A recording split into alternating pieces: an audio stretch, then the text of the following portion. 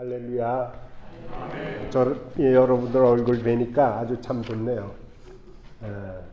어떤 교회 가면은 저를 보고 별로 좋은 그런 인상을 주지 않고 좀 찌푸리는 그런 분들도 있는데, 오늘 여기 보니까 한결같이 이렇게 웃음으로 대해 주셔서 너무 감사합니다. 지난주에 설교 이후에 제가 질문을 받았습니다. 무슨 질문인가 하니, 제 아들이 그 부탄가스로 인해서 여기 다 그냥 화상으로 막 절단이 났다고 얘기하지 않았습니까? 그 이후가 궁금하다는 거예요. 어떻게 잘 회복이 됐는지 아니면 뭔가 이상한지 오늘 답변을 드립니다. 깨끗하게 잘 회복되고요. 그래서 또 근자에는 몇 년 전에 장가도 가고요. 그래서 손주도 요즘에 제가 보고 있습니다. 제가 이렇게 교회에 오면서 참 한 목사님께서 우리 교회와 그리고 성도님들을 정말 사랑하신다, 그거를 제가 이렇게 마음으로 느꼈어요. 설교를 준비하면서 무슨 생각이 자꾸 드는가 하면은, 목사님 잘 부탁합니다, 설교 잘 부탁합니다. 그래서 좀 적당하게 준비하려고 해도 자꾸 마음속에 한 목사님이 잘 부탁합니다 하는, 그게 그냥 적당하게 할 수 없도록 그렇게 아주 제게 아주 감동적으로 우리 목사님이 교회와 성도님들의 사랑이 지극하구나. 보통 우리 목사님들 한두 번 그냥 수고해 주세요 이러면 끝나는데, 뵐 때마다 그래가지고 그런 마음속으로 참 사랑이 많으신 목사님이다, 그것을 느꼈습니다. 자, 오늘도 이 교회에 나와서 예배하시는 여러분들을 위해 하나님의 놀라우신 은혜와 그리고 사랑과 축복이 함께 하시길 주의 이름으로 축원합니다. 자, 오늘 본문은 하나님을 믿는 소년 다윗하고 그리고 하나님을 믿지 아니하는 장수 골리앗의 싸움으로, 특별히 어린이들에게는 유치부 때부터 이것은 잘 알려진 그런 하나님의 말씀이라고 생각합니다. 그런데 이것은 소설이 아닙니다. 이것은 설화도 아닙니다. 또 이것은 꾸며낸 이야기는 더더욱 아닙니다. 이것은 실제로 있었던 역사적인 사실이요 사건입니다. 자, 오늘은 우리가 이 두 사람의 특성이 어떠한지를 살펴보고, 지금부터 한 3000여 년 전, 왜냐하면 사무엘상이 한 1050년 전후, 1000년 전후에 쓰여졌기 때문에 지금 주후 2000년이니까 한 3000여 년 전의 사건 속에서 교훈해 주시는 그 말씀을 통해서 오늘 이 시대에 우리들이 어떠한 교훈을 받을 수 있는가 함께 생각하며 은혜를 나누려고 합니다. 우리가 이스라엘 지리를 살펴보게 되면은 블레셋 평야가 있고 그리고 유다 산지가 있습니다.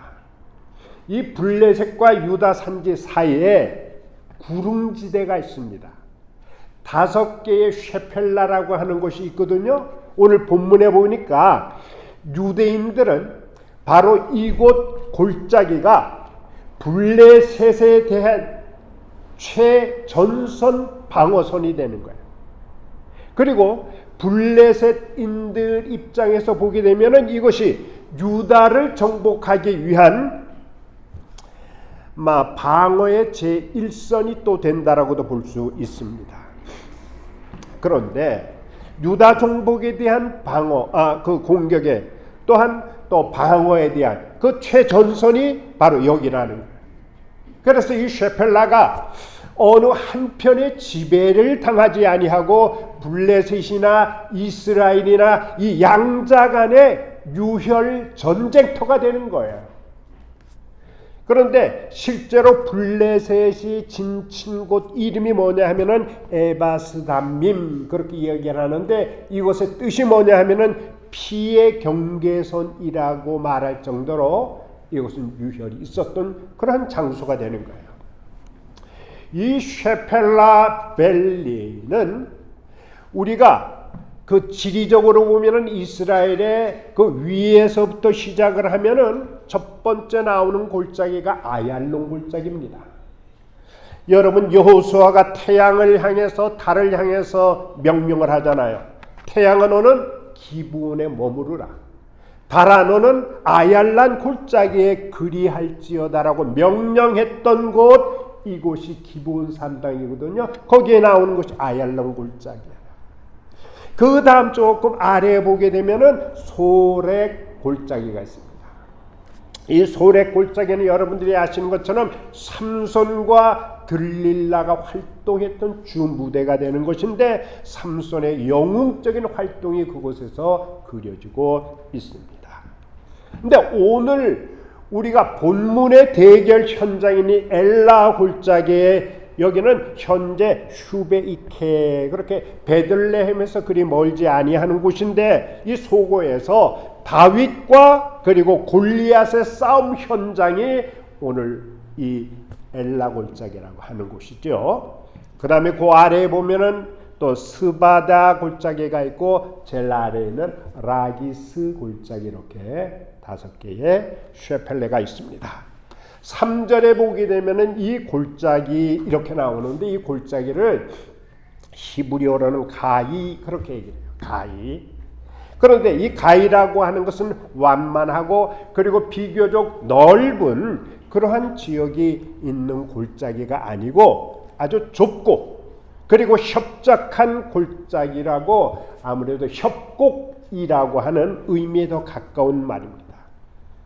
저도 어떻게 운이 좋아서인지 언젠가 이 엘라 골짜기 이곳을 방문한 적이 있거든요. 그런데 예루살렘 서남쪽으로 한 15마일 지점에 있는데, 양편으로는 여러분들 지금 그 17층 고층 17층 건물 높이 정도, 미터로 하면 한 50여 미터 되는 곳이 양쪽에 다 이렇게 있어요. 산이, 야산이. 그리고 이 넓이가 어느 정도 되느냐 하면은 골짜기 넓이가 한 400m 정도 되는 그러한 협곡을 지금 사이에 두고, 한편에는 이스라엘군이 그리고 한편에는 적군인 블레셋이 서로 대치되어 있기 때문에 어느 한편에서 섣불리 먼저 공격을 할 수가 없어요.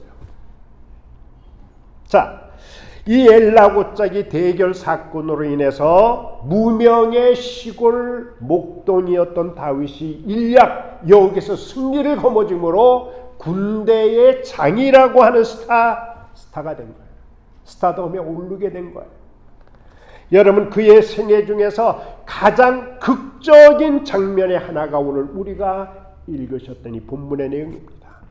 거의 온 몸을 중무장한 이 거인 골리앗, 그를 향해서 아무것도 무장하지 않은 비무장 상태인 다윗이 단 한 번의 공격으로 골리앗을 이기고 승리한 이 대결 장면, 이것이야말로 수많은 인류 전투사가 있었지만은 그 전례를 찾기 힘들 만큼 그런 유명한 전투요 대결인 것을 우리는 알 수가 있습니다.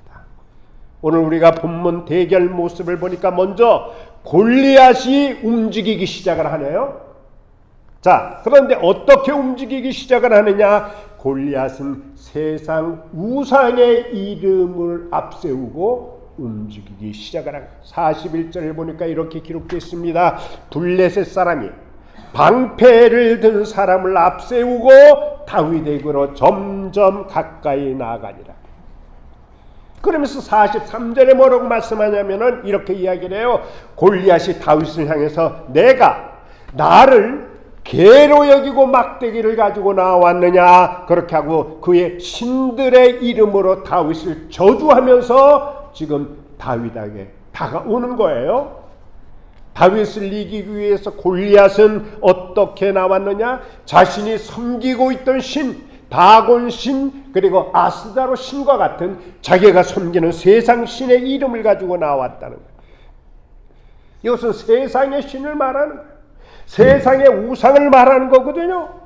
여러분, 전쟁을 할 때 패전이라고 하는 것은 현재나 과거나 이거 비참한 겁니다. 전쟁에서 졌다? 참으로 어려운 일이에요. 크고 작은 대가를 다 지불해야 되는 거예요. 전쟁 배상도 다 지불해야 되는 거예요. 그리고 전쟁에서 승리하기 위해서 여러분들이 아시는 것처럼 나라마다 군비를 확장하지 않습니까? 군사들을 맹훈련시키지 않습니까? 막강한 또 이 무기들을 개발하지 않습니까? 값비싼 무기들을 그 돈을 주고 사들이면서 군사력을 저마다 증강을 시키는 거예요. 물리적인 힘을 의존해서 어떻게 해서든지 만일의 사태에 전쟁이 났다 그러면 전쟁에서 승리하기 위한 각국의 대책이라고 볼 수가 있는 거죠. 그러면 오늘 우리가 살고 있는 이 시대, 오늘 이 세상의 세상의 우상, 그것은 무엇일까? 여러분, 우상은 하나님보다 더 사랑하는 것이 우상이에요. 저는 단언컨대 이 시대의 우상은, 오늘의 우상신은 돈이라고 생각합니다. 그리고 권력이라고도 생각하고요. 혹은 지식의 힘이라고도 생각을 합니다. 이 돈이나 지식이나 권력의 이 힘의 위력이 엄청나다라고 하는 사실은 우리가 부정할 수 없는 엄연한 사실을 우리가 인정하게 되는 거예요. 자, 그렇다고 한다면 이 대결을 위해서 골리앗 장군은 어떻게 무장을 했는가? 성경을 보면은요, 골리앗은 키가 6규빗하고도 한 뼘이라 그랬거든요. 이걸 센티미터로 계산을 해보면은 약 한 290cm 이상, 2m 90 이상이 되는, 거의 3m에 육박하는 어마어마한 거구고 그리고 장신이었습니다. 그게 누구냐? 골리앗이. 겉으로만 보아도 이렇게 움츠러들 수밖에 없고 놀랄 수밖에 없는 그러한 체격을 가졌습니다. 그리고 머리에는 노투구를 썼습니다. 그리고 몸에는 57kg 정도 되는 물고기의 비닐이죠. 물고기에 이렇게 겹인 비닐. 그 비늘 같은, 비닐이 아니고 비늘. 이 물고기의 비늘 같은 그런 것으로 장식한 아주 얇은 쇠조각으로 만든 콜셋을 입은 거야. 딱 여기는 무장을 한 거예요. 그리고 다리는 노은 구리로 만든 각반을 채우고, 그리고 어깨 사이에는 단창을 잡고, 그리고 자기 손에는 배틀채 같은 한 6.8kg니까 한 7kg쯤 되는 그런 창자루로 완전히 중무장한 이 골리앗은 성경을 보니까 어려서부터 용사요. 그리고 전쟁에서 잔뼈가 굵은 아주 무시무시한 거인이다. 자, 머리부터 발끝까지 완전 무장한 그의 어느 곳에서도 빈틈을 찾아볼래야 찾아볼 수가 없는, 그 골리앗이 자신이 섬기는 자신의 우상신 그 이름으로 지금 다윗을 저주하면서, 그리고 협박하면서 한 발자국씩 그 거구의 몸을 가지고, 그리고 성큼 지금 다윗 앞으로 다가오고 있는 거예요. 자, 그러니까 하나님을 믿는 이스라엘 백성인 군사들은 겁에 질려가지고 지금 숨소리도 내지 못하고 초조하게 그것을 바라만 볼 뿐입니다.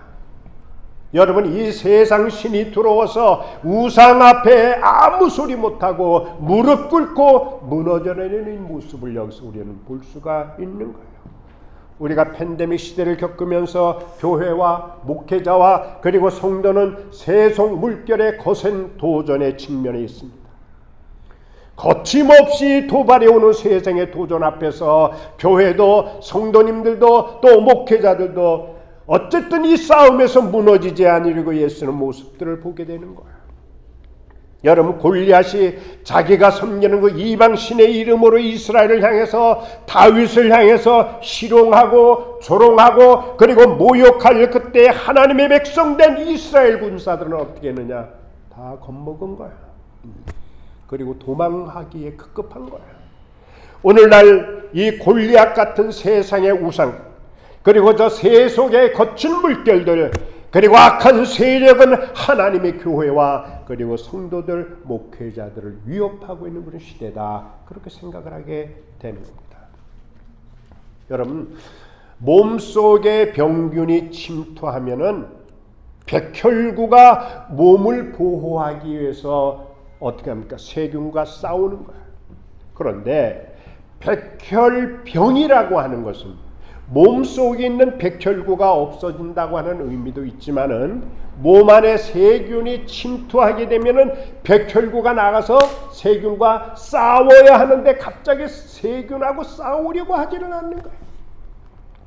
세균이 몸속에 침투해 들어오게 되면은 몸을 지켜내기 위해서 싸워야 함에도 불구하고 무슨 연유인지 도무지 싸우려고 하질 않네. 뱀이 유혹을 하는 것처럼 여러분이 싸워야 되는데 싸우질 않고 무심히 피해가는 거예요.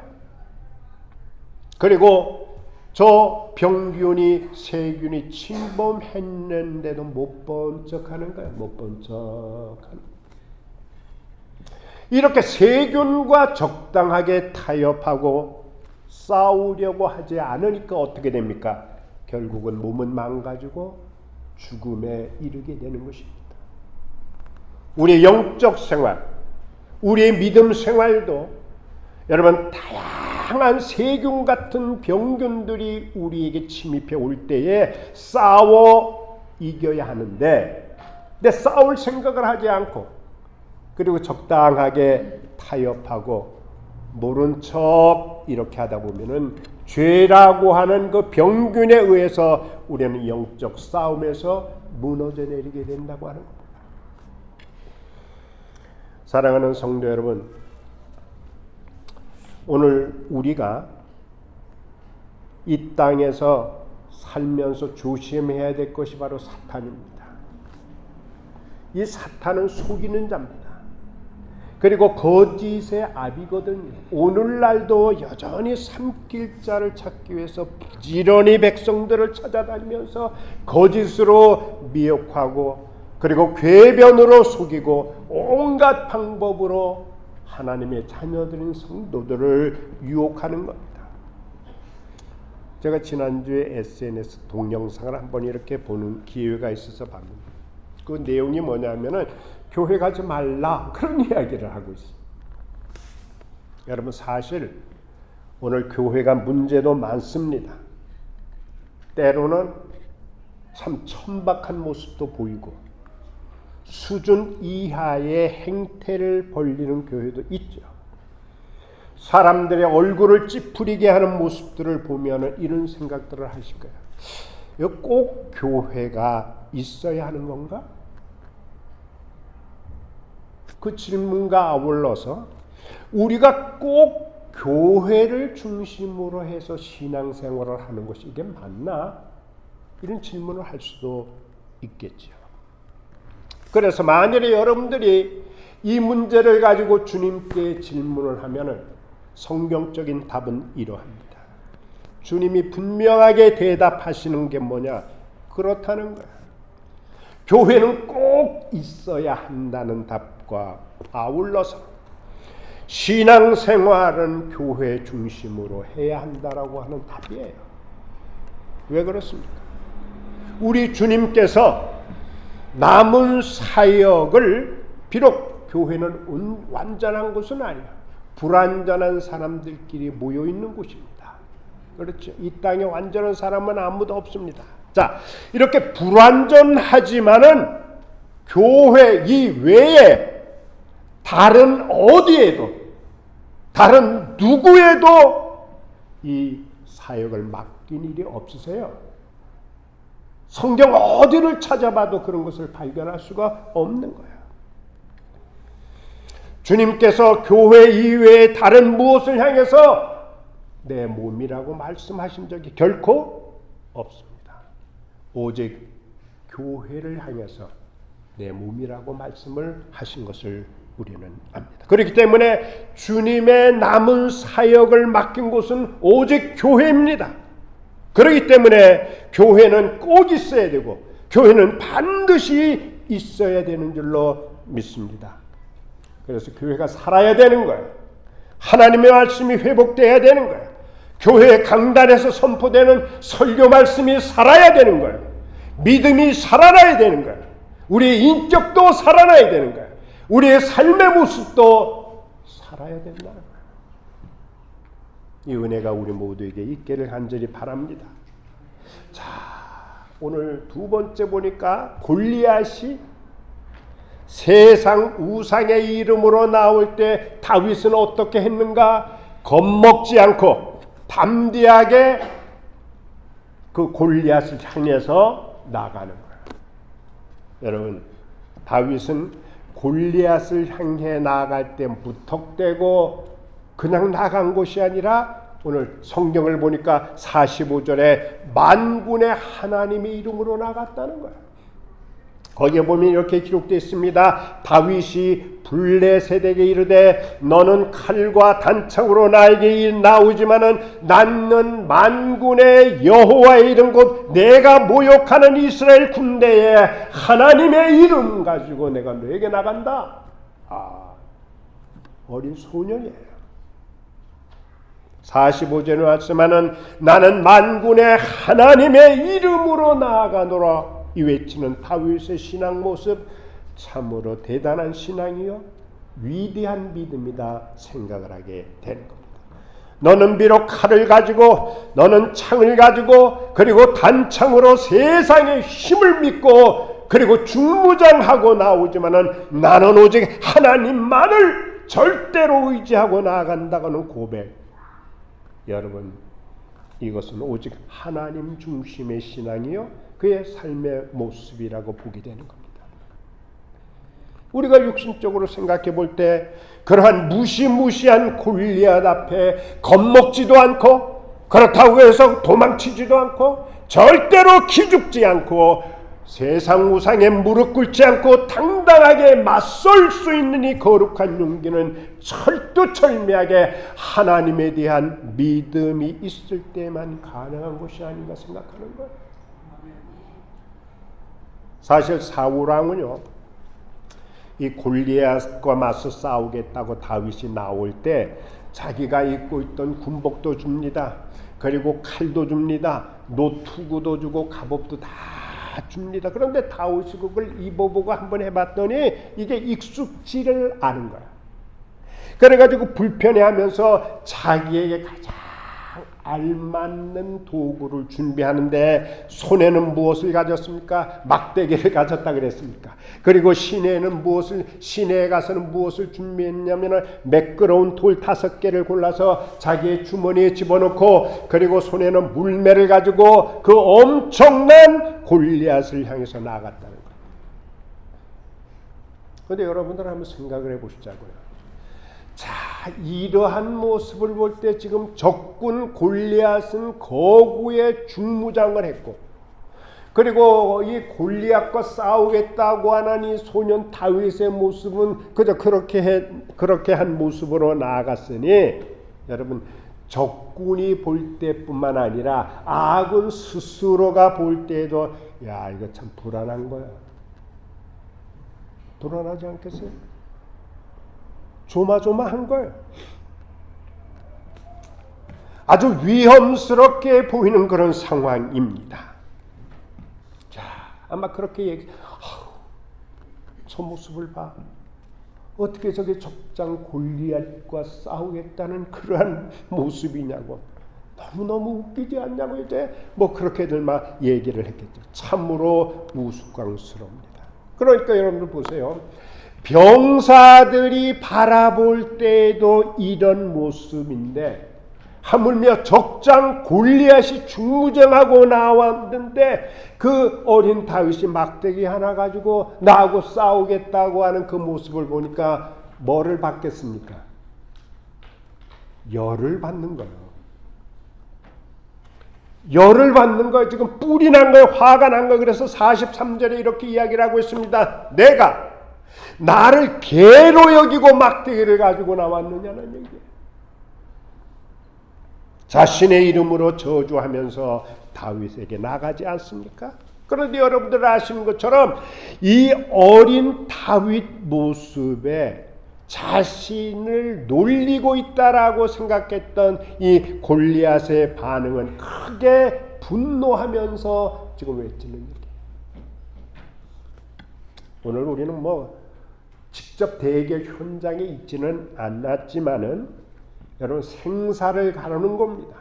사느냐 죽느냐 하는 지금 그런 혈투에 나가는 그 모습이 얼마나 엉성합니까? 엉성하기가 이를 데가 없습니다. 그리고 그 모습이 얼마나 초라합니까? 너무 안타까운 그런 모습 아니겠습니까? 여러분들 오늘 이 시대의 특징이 무엇이냐? 믿음이 없는 시대예요. 우리가 믿는다라고 하는 고백은 하는데 양파 껍질 하나 딱 벗기듯이 벗겨보면 믿음 찾아보기가 어려운 시대예요. 또 용기가 없는 시대예요. 그리고 절실함이 없어요. 하나님 앞에 기도할 때도 그냥 이렇게 적당하게 절실함이 없어지는 그런 시대 같아요. 그래서 예수님이 믿는 자를 보겠느냐 그 말씀을 하셨지만은 설교하는 나 자신을 미루고 보면은 주님의 말씀에 긍정하지 않을 수가 없다. 그렇게 말씀을 드립니다. 그런데 다윗은 거기에서 끝나지 않고 더 크게 외치되 아주 확신에 찬 목소리를 그가 외치고 있네요. 오늘 성경 보니까 46절에 그렇게 기록하고 있습니다. 오늘 여호와께서 너를 내 손에 넘기시리니 내가 너를 쳐서 내 목을 베고 블레셋 군대의 시체를 오늘 저 공중에 세다. 그리고 땅의 짐승들에게 주어서 온 땅에 이스라엘이 하나님 계신 것을 알게 하겠다는 거예요. 47절에 이어서 주시는 말씀이 뭡니까? 또 여호와의 구원하심이라고 하는 것 칼이나 창에 있지 않음을 이 무리에게 알게 하리라. 전쟁은 여호와께 속한 것인즉 그가 너희를 우리 손에 넘겨주시리라. 얼마나 이 장쾌하고 대단한 기록입니까? 절대 하나님의 신앙으로만 오직 하나님에 대한 믿음이 있을 때 이러한 외침을 외칠 수 있으리라고 생각을 합니다. 여러분 잘 아시는 그 폴리캅 감독에 대한 말씀을 다시 한번 인용합니다. 이 폴리캅 목사는 사도 요한의 제자고, 그리고 계시록에 나오는 그 서문화 교회의 초대 감독이었던 그분입니다. 그런데 이분이 로마 황제 예배의 강요에도 끝까지 신앙을 지키다가 주후 155년 2월 23일 이제 화형장으로 드디어 끌려가게 됩니다. 사형 집행관이 이렇게 보니까 이분이 너무나 엄숙해, 너무나 견고하고 숭고해. 그분이 이 폴리캅 감독의 신앙의 감동이 되어가지고 이제 이렇게 이야기를 합니다. 감독이여, 한 번만이라도 가이사를 주라고 하시오. 그러면 당신은 살게 됩니다. 거짓말이라도 가이사를 주라고 했다가 나중에 그리스도가 주라라고 그렇게 이야기하면 되지 않겠어? 폴리캅 감독이 이해하는 말. 지난 86년간 나는 그리스도를 섬겨왔고 주님은 한 번도 나를 섭섭하게 그렇게 하지 않으셨는데 내가 어찌 주를 모른다고 부인을 하고 가이사가 내 주라고 고백을 할 수가 있겠어? 단호하게 그는 거절하고, 그리고 죽음 앞에도 무릎 꿇지 않고 오직 예수님이 나의 주님이시더라고 하는 신앙 고백을 끝까지 고수하고 장작더미 위에서 장렬한 순교의 제물이 되셨습니다. 얼마나 거룩하고 장엄한 영광스러운 삶입니까? 세상을 두려워하지 않고 세상의 우상을 권세를 두려워하지 않고 우리 모두 절대 하나님에 대한 믿음으로 살아가시길 주 이름으로 축원합니다. 마지막으로 세 번째, 이것은 사느냐 죽느냐의 대결입니다. 48절로는 성경 본문을 보게 되니까 블레셋 사람이 일어났습니다. 다윗에게로 마주 지금 가까이 지금 올 때입니다. 그런데 다윗은 겁먹고 두렵고 그리고 피하지를 않고, 다윗도 역시 어떻게 합니까? 블레셋 장군을 향해서 빨리 달리는 거예요. 빨리 달리면서 49절에 보니까 이렇게 기록되어 있습니다. 달리면서 손을 주머니에 넣어가지고 준비했던 돌을 가지고 그리고 물매로 던져서 블레셋 사람이 어디를 쳤느냐? 다 무장이 됐는데 여기는 무장이 안 된 거예요. 바로 무장 안 된 이 이마를 치니까 돌이 어디에 박혔다? 이마에 박힘에 땅에 엎드러지니라. 그렇게 성경이 기록되어 있는 거야. 모든 상황은 끝나 종결이 된 겁니다. 드디어 목숨을 건 사느냐 죽느냐의 대결을 지켜보던 모든 사람들, 그 긴장, 초조 모두 다 끝난 거예요. 불과 1시간 전만 해도, 30분 전만 해도 그 엄청난 거구로 전쟁터를 호령했던 골리앗이지만은, 그리고 자신은 무적의 장수요 천하에 대적할 자가 없는 그러한 용사라고 큰 소리 치고 지금 나아갔던 이 골리앗이 힘 한 번 제대로 써보지 못하고 정말 무력하게, 그것도 다윗이 던진 돌멩이 하나에 어처구니 없이 죽임을 당하자 블레셋 군대들은 혼비백산 놀라가지고 전우를 상실하고 뿔뿔이 흩어져 도망치기 급급했고, 그 반대로 이제 기세가 오른 이스라엘 군대는 사기가 충천해서 도망하는 블레셋 군대들을 추격해서 진멸했던 이 사실은 아까도 말씀드린 것처럼 지어낸 얘기가 아니에요. 이것은 역사적인 사실이고 실제하는 성경의 증거라고 하는 것. 여러분, 다윗이 처음부터 그렇게 큰 명성을 누린 건 아닙니다. 아니에요. 아버지 이삭의 말씀에 순종했기 때문에 그런 기회가 생긴 거예요. 여러분 보세요. 아버지 다윗의 아버지 이새가 다윗에게 심부름을 시키는데, 하필이면 어디냐면은 블레셋과 지금 싸우는 전쟁터로 지금 심부름을 시키는 거예요. 다윗이 이렇게 생각할 수도 있습니다. 아니 아버지, 어떻게 어린 나를 전쟁터로 심부름을 시킬 수가 있습니까? 질문할 수 있죠. 또 생명이 담보되기 어려운 그 전쟁터로 어떻게 나를 보낼 수가 있습니까? 그렇게 이의를 제기할 수도 있어요. 원망할 수도 있어요. 그런데 아버지 이새의 말씀에 이의를 제기하지 않아요. 뭐 항변도 하지를 않아요.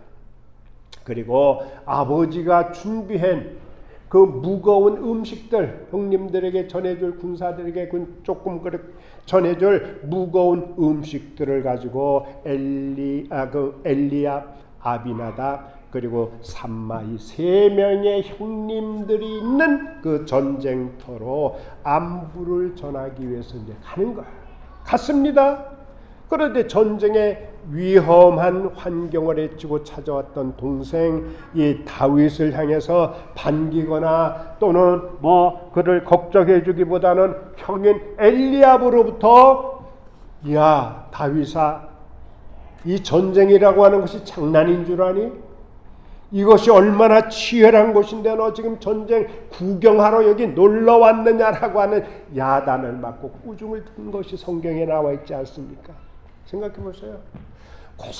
고생하면서 그 먼 길을 정말 헤치며 여기까지 왔는데 야단을 맞은 다윗의 입장에서 보면은 마음이 좀 상처가 됐을 거다 생각을 하게 됩니다. 아무튼 이러저러한 경로를 지나서 지금 다윗은 이스라엘과 블레셋이 대치하는, 서로 맞보고 있는 이 현장을 목격하게 됐고, 그때 이스라엘 군사들은 모두가 겁에 질려 있을 때 그 가운데 군인도 아닌 오직 한 사람 아버지의 심부름꾼으로 왔던 이 다윗만이 만군의 하나님, 그 만군의 하나님만이 할례 받지 못한 저 블레셋 골리앗에게 모욕당하고 있다고 하는 그 사실에 분통을 터뜨리는 거예요.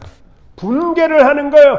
도무지 참을 수가 없고 도무지 묵고할 수가 없어서 그는 자신이 믿는 하나님 만군의 주 여호와의 이름으로 전쟁은 여호와께 속한 것이라고 하는 담대한 믿음으로 용감하게 나가서 싸웠고 결국은 승리했더라. 다윗이 이긴 승리의 비결은 절대 하나님에 대한 신뢰인 줄로 믿습니다. 이걸 우리가 놓치고 있는 거죠.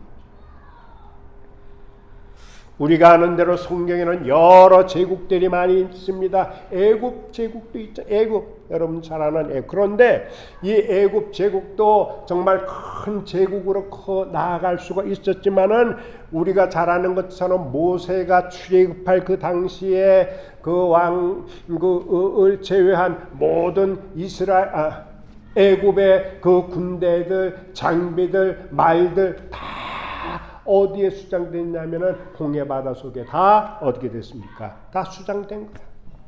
그래서 애굽의 힘이 굉장히 약화됐어요. 결국 애굽도 어떻게 무너져 내렸습니다.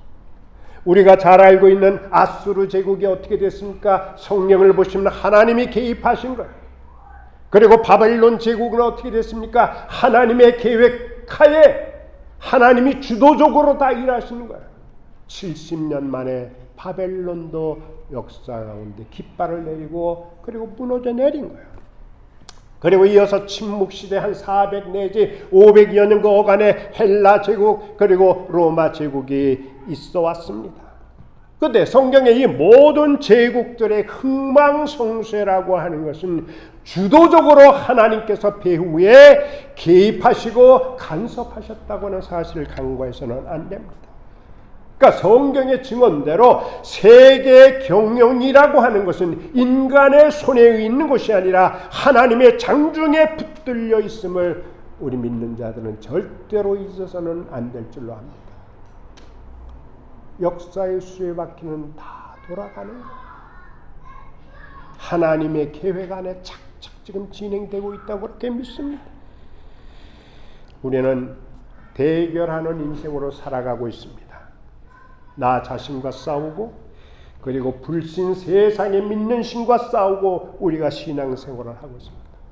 세상의 힘 그리고 우상의 힘을 믿고 의지하고 큰 소리 치던 골리앗도 하나님을 신앙하는 다윗 앞에 무너져 내렸습니다. 세상을 살아갈 때 힘이 소중한 자원이 됩니다. 지식 그리고 권세 때는 돈 또는 기술 어떨 때는 신용도 힘이 있어야 되지 않습니까? 그런데 하나님의 자녀들은 무엇보다도 오늘 본문 우리에게 소개된 어린 다윗처럼 하나님께서 주시는 신령한 힘을 가질 때에 우리는 성도답게 살게 될 줄로 믿습니다. 특별히 이 세상에서 이 땅에서 성도들이 신령한 싸움을 싸우는 것 이거는 힘든 일입니다. 이거 싸움을 즐거워할 사람은 없죠. 힘들지만은 고달픈 그리고 괴로운 일이지만은 우리가 이 싸움에서 지는 것은 더욱 마음 아픈 일이라고 하는 거죠. 이 힘을 얻기 위해서 우리가 많은 수고와 노력을 합니다. 그래서 새벽 예배도 합니다. 때는 수요 성경 공부도 합니다. 우리가 예배도 하지 않습니까? 기도도 하지 않습니까? 그리고 성경 공부 또 여러 가지로 우리가 힘을 얻기 위해서 노력을 하는 거예요. 왜 그러냐면 승리라고 하는 것은 거저 오는 공짜로 오는 것이 아니기 때문에 말씀을 줄입니다. 이 땅 위에는 전쟁이 끊이지 않고 있잖아요. 여러분들 잘 아시는 것처럼 현재도 이스라엘과 그 주변 국가들 또 우크라이나와 러시아 간에 국가 간의 전쟁이 치열하게 진행이 되고 있습니다. 그래서 전쟁에서 이기려고 수많은 무기를 준비하고 그리고 엄청난 돈을 들이기도 합니다. 왜 그럽니까? 여러분, 전쟁에서 패하면은 상상 이상의 고통이 따르는 거예요.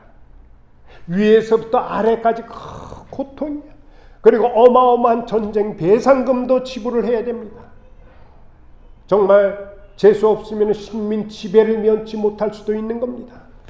자기가 가지고 있는 많은 것을 다 뺏기게 되는 슬픈 일이 생기기 때문에 전쟁이라고 하는 것은 쉽게 할 수도 없지만은 전쟁을 했다 하면은 이겨야 되는 거예요. 꼭 이겨야 되는 거예요.